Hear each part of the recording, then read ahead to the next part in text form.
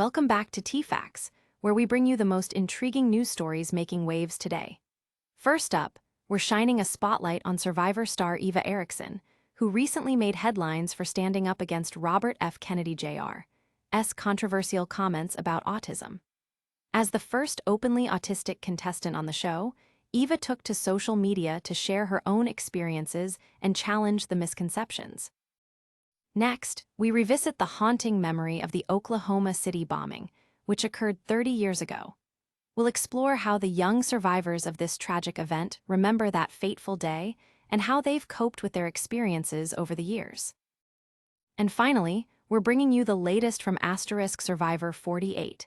In this episode, tensions rise as castaway Eva faces unexpected challenges that could affect her chances in the game. We've got the scoop on the latest drama and secrets you won't find anywhere else. That's a wrap on our top 3 stories today. First up, we're shining a spotlight on Survivor star Eva Erickson, who's recently made headlines for her powerful stand against Robert F. Kennedy Jr.'s controversial claims about autism. As many of you know, Eva is the first openly autistic contestant on Survivor 48, and she's not one to shy away from addressing misinformation. In a striking video shared on her Instagram, Eva responded directly to Kennedy's remarks made during an April 16 press conference, where he suggested that autism destroys families and made sweeping claims about the abilities of autistic individuals.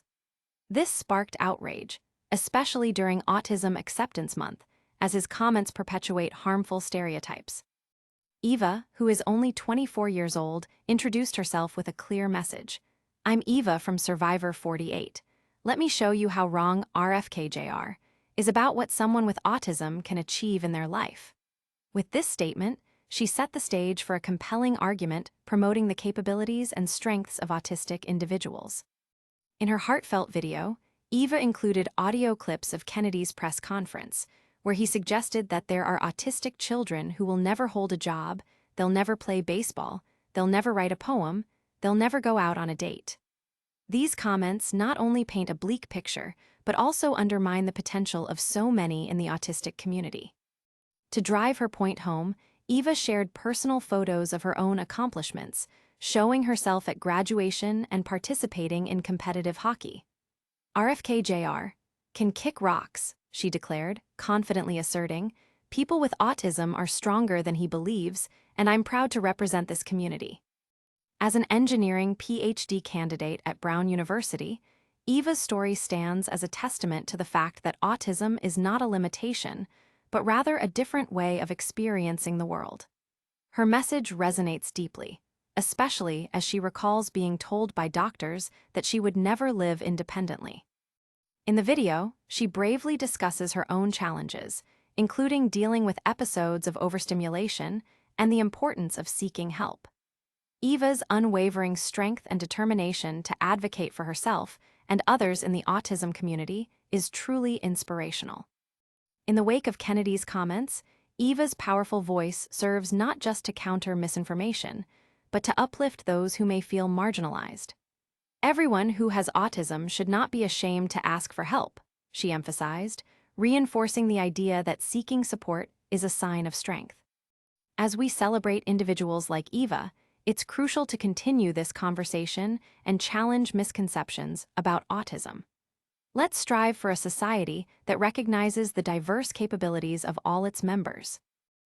Next, we revisit the haunting memory of the Oklahoma City bombing, a tragedy that shook the nation 30 years ago. On April 19, 1995, a bomb exploded outside the Alfred P. Murrah Federal Building in downtown Oklahoma City, killing 168 innocent people, including 19 children, and injuring over 680 individuals. This event is remembered as the most devastating act of domestic terrorism in U.S. history. The attack was carried out by Timothy McVeigh, a former U.S. Army soldier, who was later executed for his role in this horrific act. Alongside him was accomplice Terry Nichols, who was convicted and is currently serving multiple life sentences. But what about the survivors, especially the young ones who were just children at the time? Today, we focus on how they remember that tragic day and how their lives have been shaped by the experience. Many of the children who survived the bombing were between the ages of 1 and 5, which makes their recollections of that day fragmented at best. Christopher Nguyen, who was just 5 years old at the time, has shared his journey of understanding the event as he grew older. Initially, he had absolutely zero knowledge of what had happened, but curiosity led him to research the bombing as a means of filling in those painful gaps. He recalled going to the bombing site and the memorial, saying, "I make small but significant choices every day to not waste the gift of life." Christopher's reflection on survivors' guilt resonates deeply, as he acknowledges the lives lost that day, noting, "I have no right to be apathetic, coarse, and ungrateful." Another survivor, P.J. Allen, faced severe injuries that left scars both physically and emotionally. P.J. sustained second- and degree burns covering half of his body and underwent numerous surgeries. Now, he expresses gratitude for each day, stating, "I'm really thankful for every day. The bombing affected us all, and we can't forget that." Nekia McLeod, another survivor, endured a traumatic brain injury that put her in a coma for a month. As a remarkable testament to resilience, Nekia has achieved independence that many believed was unattainable. Her mother reflects on her journey, emphasizing that Nekia continues to have dreams of her own, like driving a car and getting married, despite her challenges. The most heartbreaking story may belong to Rebecca Denny, who often uses the tragedy as a yardstick to measure her life. She openly admits to struggling with feelings of inadequacy compared to those who lost their lives in the bombing. Her brother, Brandon, was the most seriously injured child to survive the blast, requiring 4 major brain surgeries. Yet, through their struggles, the Denny family has found ways to heal and support one another. As we look back on the Oklahoma City bombing, it's essential to remember the survivors and their ongoing journeys. Their stories remind us of the strength of the human spirit and the importance of cherishing every moment. On this 30th anniversary, we honor the memories of those lost, but also celebrate the resilience and courage of those who continue to live on. And finally, we're bringing you the latest from Survivor 48. As the competition heats up, tensions rise among the castaways, and we've got an exclusive look at what's happening in Episode 9. The stakes have never been higher, and the drama is heating up just in time for what fans can expect in the next thrilling installment. In this episode, titled Welcome to the Party, we find ourselves holding our breath as castaway Eva Erickson is reported missing.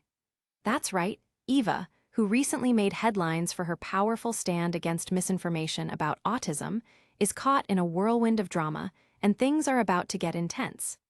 As alliances shift and secret strategies unfold, every decision could change the game. Just as the show takes a dramatic turn, there's also tension within the alliances. The castaways are under constant pressure, and one player sneaks out of camp in search of an advantage, but not without consequences. Joe Hunter, another strong competitor, expresses his concern, stating, "He's like Eva, gone." It's clear that her absence sends shockwaves through the group, sparking questions about loyalty and trust among the remaining players. In Episode 9, viewers can also expect some intriguing dynamic shift following the last tribal council, where Chrissy Sarnowski was voted out in an 8-1 decision. With 9 players left competing for that grand $1 million prize, alliances are fragile, and the ability to adapt is key. The episode teases an important individual immunity challenge, where concentration is critical. Who will rise to the occasion and secure their safety for another week? The stakes are incredibly high, and fans are abuzz with excitement and speculation. As the game unfolds, many fans have taken to social media, expressing their thoughts on recent events, debating the fairness of the castaways' moves, and hinting at potential rigging in the game. The discussions around what truly makes someone a threat in this game are always lively, and we can't wait to hear your opinions. So, whether you're rooting for Eva, Joe, or any of the other remaining players, one thing is for sure: the drama is far from over. Be sure to catch all the action of Survivor 48 airing this Wednesday at 8/7 on CBS. What twists and turns await our favorite contestants? You won't want to miss it.